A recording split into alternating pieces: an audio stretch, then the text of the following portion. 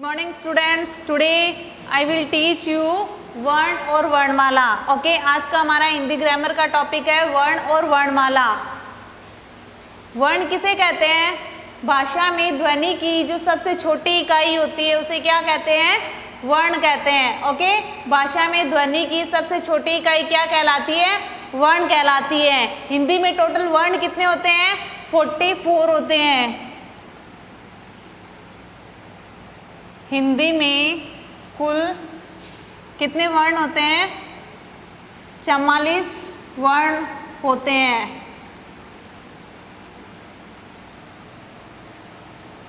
44 वर्ण, जिसमें 11 स्वर होते हैं और 33 व्यंजन होते हैं।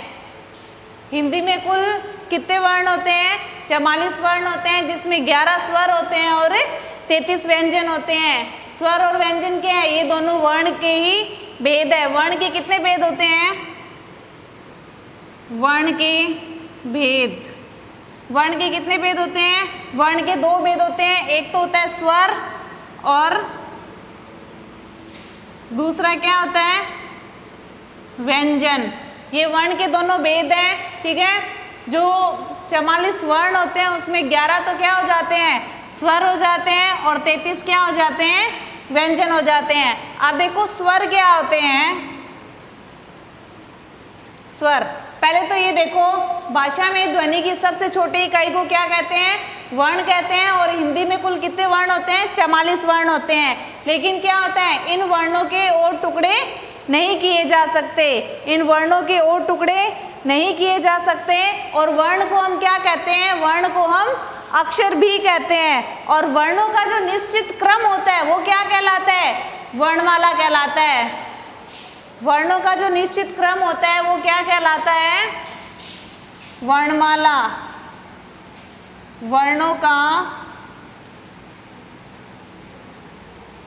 निश्चित क्रम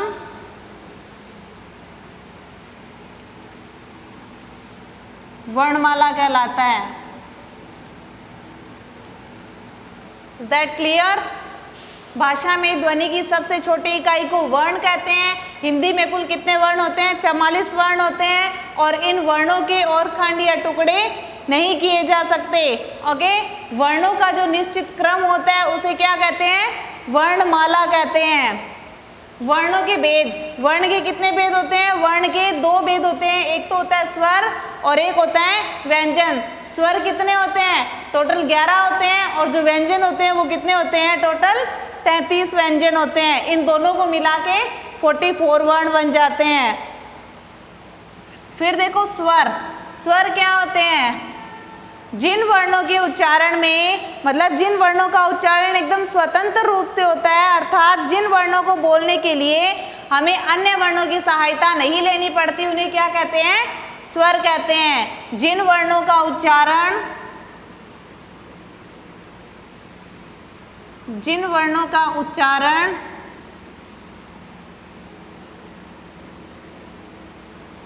स्वतंत्र रूप में होता है,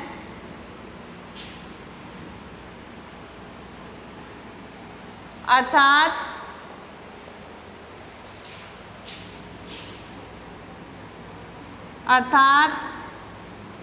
जिन वर्णों को बोलने के लिए, जिन वर्णों को बोलने के लिए हमें अन्य वर्णों की सहायता नहीं लेनी पड़ती, उन्हें स्वर कहते हैं। स्वर किसे कहते हैं? जिन वर्णों का उच्चारण एकदम स्वतंत्र रूप में होता है, अर्थात जिन वर्णों को बोलने के लिए हमें अन्य वर्णों की सहायता नहीं लेनी पड़ती, उन्हें क्या कहते हैं? उन्हें स्वर कहते हैं। अब देखो स्वर कौन से होते हैं?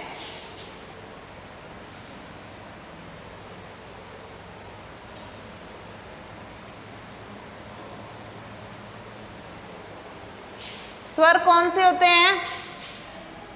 स्वर होते हैं ए, आ, ई, बड़ी ई, ऊ, बड़ा ऊ, री,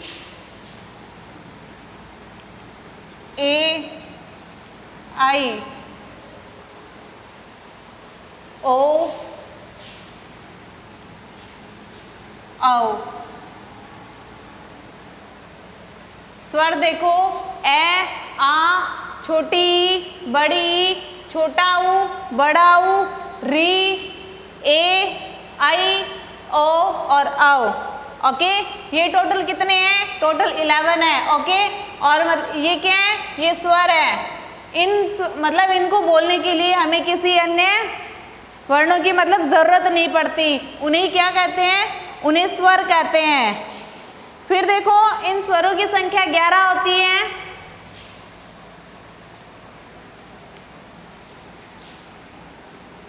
इन स्वरों की संख्या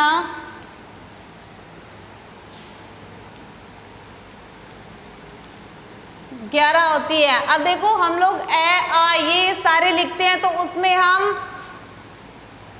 अंग और अह भी साथ में लिखते हैं, लेकिन क्या होता है इनको स्वर में काउंट नहीं किया जाता। ये क्या होते हैं? ये अयोगवाह होते हैं।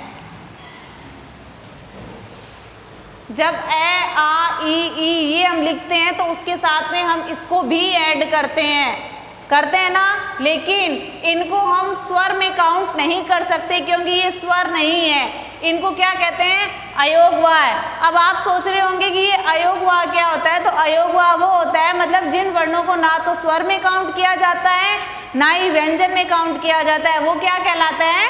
वो अयोगवाह कहलाता है। ओके, मतलब कि जिनको किसमें काउंट नहीं किया जाता, ना तो स्वर में काउंट किया जाता है ना ही व्यंजन में काउंट किया जाता है, उन वर्णों को क्या कहते हैं? अयोगवाह कहते हैं। फिर नेक्स्ट देखो, नेक्स्ट टर्न आती है व्यंजन की।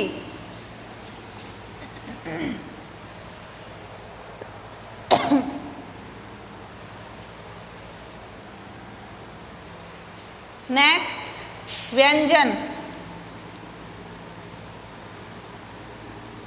व्यंजन किसे कहते हैं? और देखो क, ख, ग, घ, च, छ, ज, झ, ण, ट, ठ, ड, ढ, ण।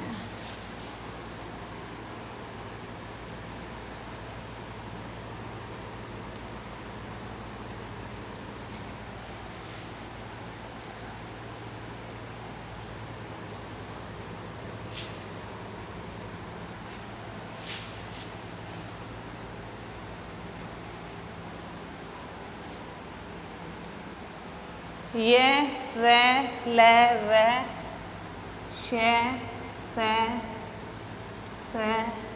है।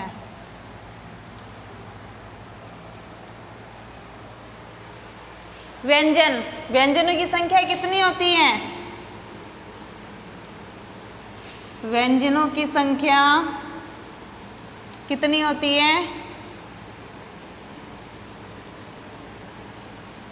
33 होती है। व्यंजनों की संख्या कितनी होती है? 33 होती है। पहले देखो व्यंजन कहते किसे हैं? जिन ध्वनियों के उच्चारण में किसकी सहायता ली जाती है? स्वरों की सहायता ली जाती है। जिन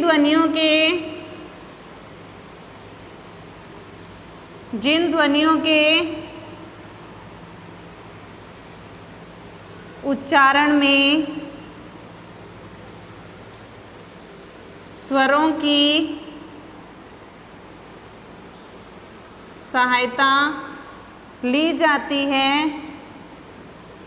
उन्हें व्यंजन कहते हैं। जिन ध्वनियों के उच्चारण में स्वरों की सहायता ली जाती है उन्हें क्या कहते हैं? उन्हें व्यंजन कहते हैं। व्यंजनों की संख्या कितनी होती है? 33 होती है। वो कौन कौन से हैं? क, ख, ग, घ, अड़। ओके, ये सारे क्या हैं? ये सारे के सारे व्यंजन है। अब आप सोच रहे होंगे कि इसमें से छ, त्र, ग और त्र कहाँ चले गए? श, त्र, ग और स्र, ये सारे कहाँ चले गए? ये व्यंजन नहीं होते बल्कि ये संयुक्त व्यंजन होते हैं। ये क्या होते हैं? ये संयुक्त व्यंजन होते हैं। अब आपके माइंड में क्वेश्चन है कि संयुक्त व्यंजन किसे कहते हैं?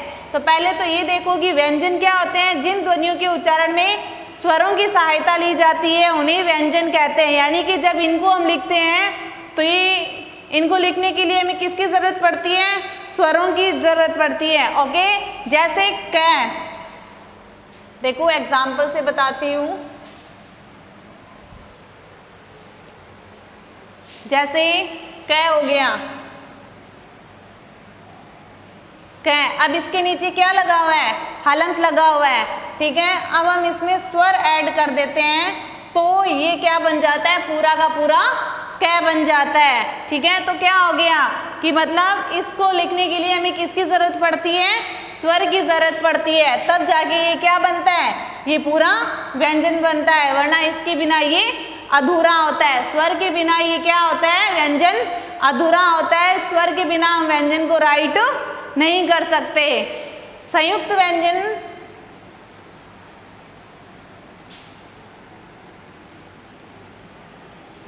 फिर देखो संयुक्त व्यंजन कौन कौन से हैं? श, त्र, ग और स्र, ये सारे क्या है? ये संयुक्त व्यंजन है। ये कितने होते हैं? 4 होते हैं। संयुक्त व्यंजन कितने होते हैं? 4 होते हैं। संयुक्त व्यंजन की डिफाइन क्या हो जाएगी? जो व्यंजन दो व्यंजनों के मेल से बनते हैं, क्या होता है? जो व्यंजन दो व्यंजनों के मेल से बनते हैं उन्हें क्या कहते हैं? संयुक्त व्यंजन कहते हैं। अब इनको कैसे लिखेंगे? जैसे क प्लस श प्लस ए, तो ये क्या बन जाएगा? ये बन जाएगा श।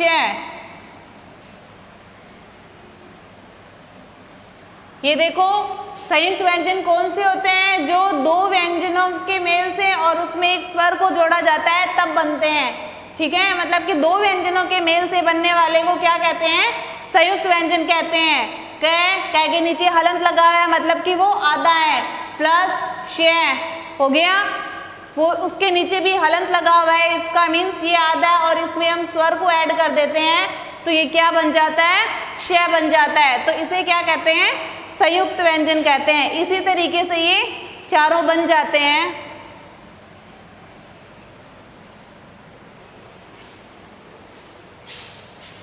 इसी तरीके से ये क्या होते हैं? अब देखो त प्लस र प्लस ए, तो ये क्या बन जाएगा? त्र। ओके, नेक्स्ट ज प्लस ए, क्षत्र ज्ञ। ओके, नेक्स्ट श प्लस र प्लस ए, तो ये क्या बन गया? ये बन गया स्र। Is that clear? समझ आ गया संयुक्त व्यंजन? फिर नेक्स्ट देखो, नेक्स्ट टर्न आती है अनुस्वार।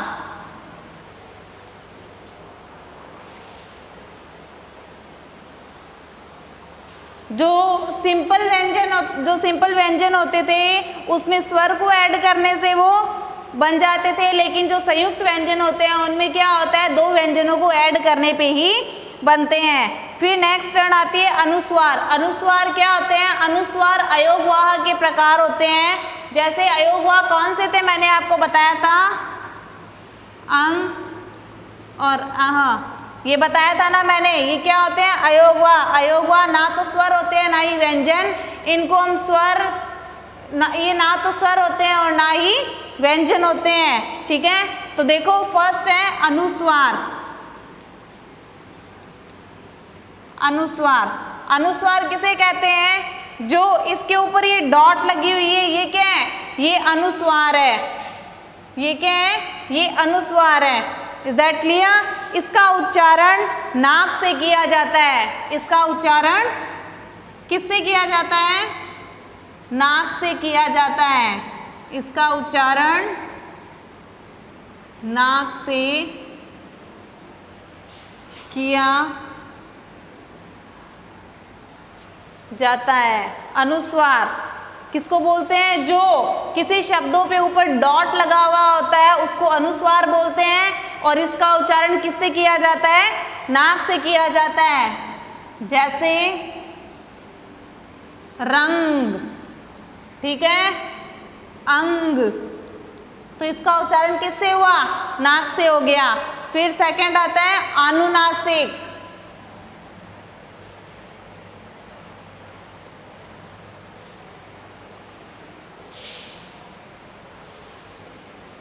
सेकंड है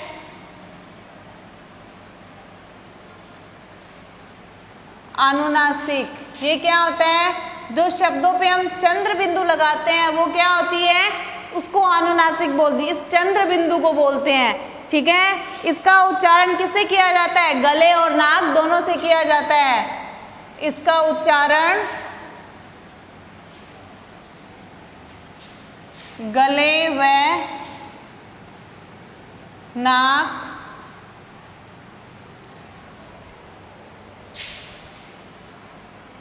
दोनों से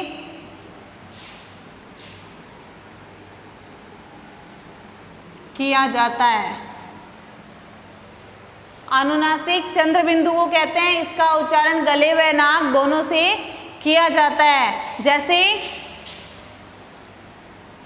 क्या हो गया? चांद, ठीक है। जैसे चांद, सांप, जैसे चांद और सांप। इसी तरीके से और भी बहुत सारे शब्द हो जाते हैं।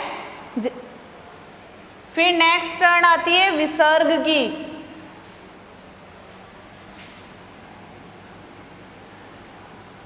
विसर्ग, विसर्ग क्या कहते हैं? शब्दों के अंत में जब ये दो डॉट इस तरीके से लगे हुए होते हैं तो ये विसर्ग होते हैं। क्या बोलते हैं? इनको विसर्ग बोलते हैं। और इसकी ध्वनि किस रूप में निकलती है? है के रूप में निकलती है। इसकी ध्वनि किस रूप में निकलती है? है की तरह। इसका उच्चारण है की तरह किया जाता है। इसका उच्चारण किसकी तरह किया जाता है? है की तरह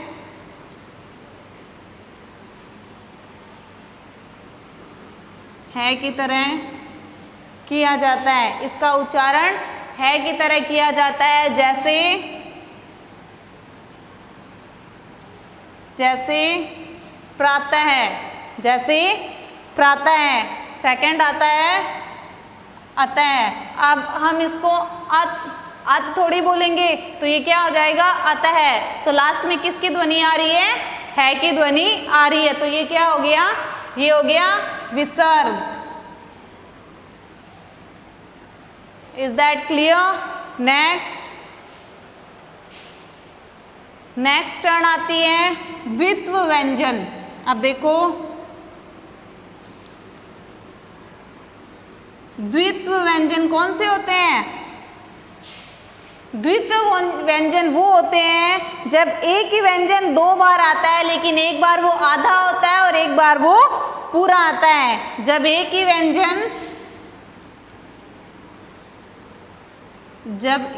व्यंजन दो बार आता है, अर्थात एक बार पूरा व एक बार आधा आता है, उसे क्या कहते हैं? उसे द्वित्व व्यंजन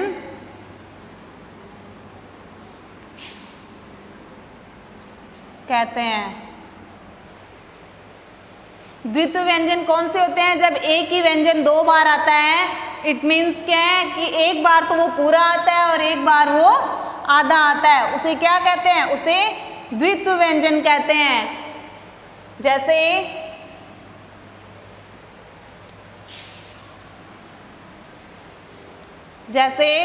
पक्का,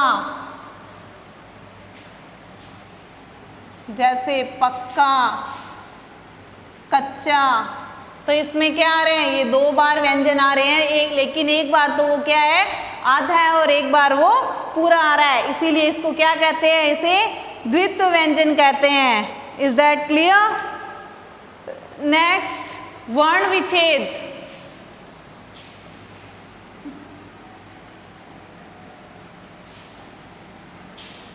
नेक्स्ट आता है वर्ण विच्छेद। वर्ण विच्छेद किसे कहते हैं?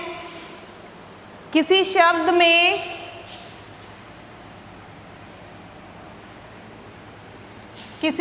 में आए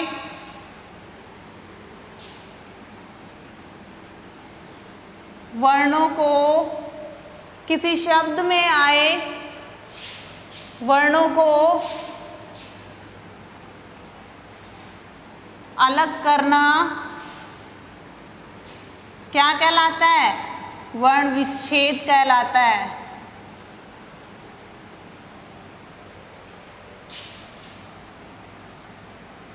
किसी शब्द में आए वर्णों को अलग करना क्या कहलाता है? वर्ण विच्छेद कहलाता है। जैसे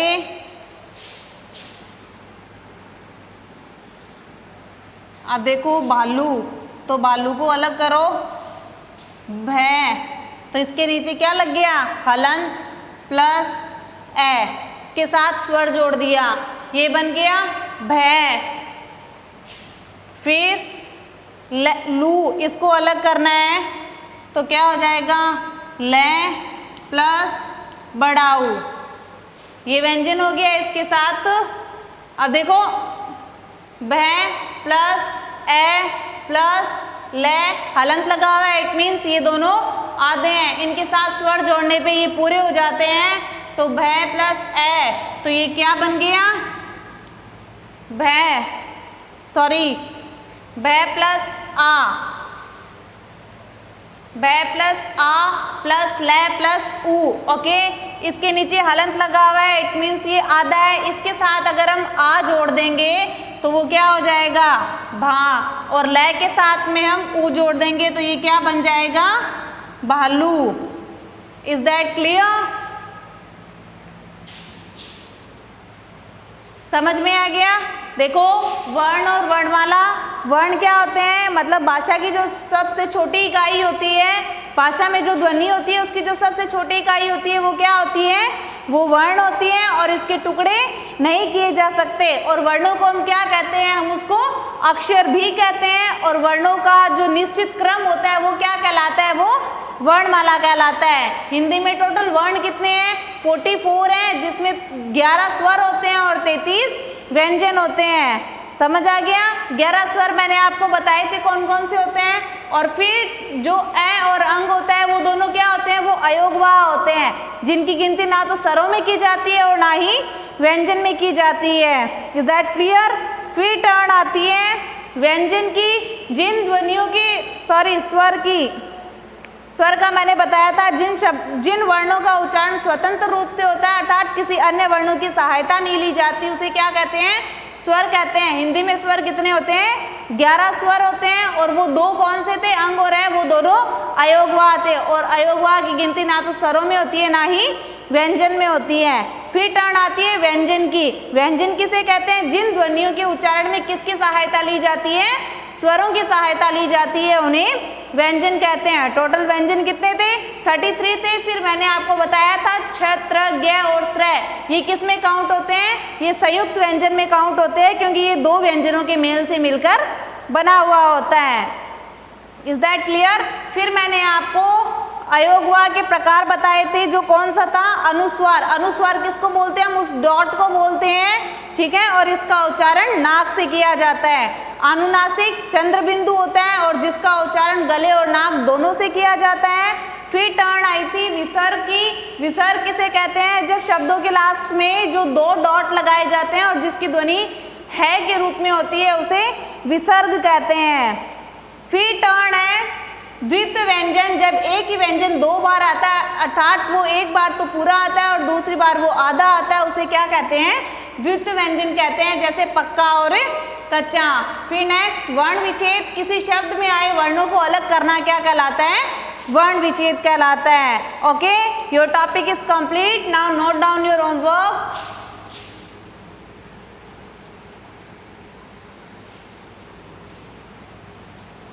Now note down your homework that do, define and kind in your notebook. जितना का जितना मैंने आपको करवाया है वो पूरा का पूरा आप अपनी नोटबुक में करोगे। Okay, thank you.